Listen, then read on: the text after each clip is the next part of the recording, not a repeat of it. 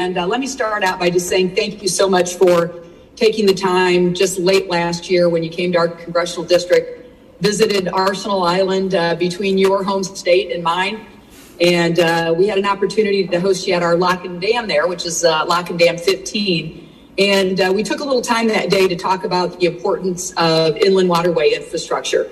And then just yesterday, I think the Biden administration can take a victory lap, as can you, with the announcement that we have $829 million that are flowing through the Navigation and Ecosystem Sustainability Program, which we call NESP, that will be used to modernize the locks and dams along the upper Mississippi River.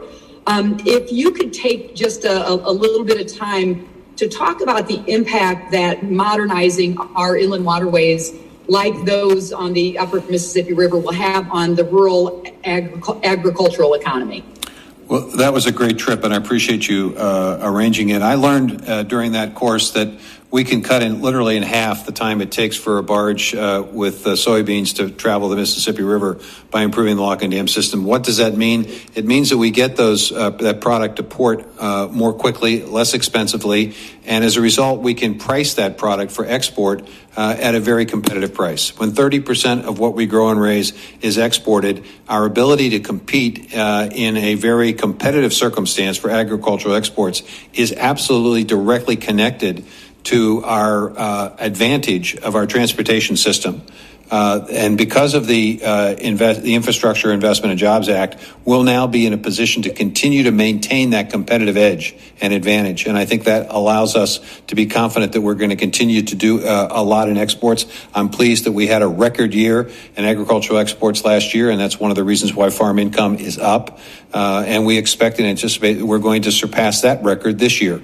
But long term, our ability to maintain that competitive edge is directly connected to those improvements. And so it is a very big deal for American agriculture that those resources are going to go to improve the lock and dam systems. I agree. We could not have been more excited with this announcement. And we are so grateful to you and the whole Biden administration for seeing that this investment is so important, especially in the upper Mississippi.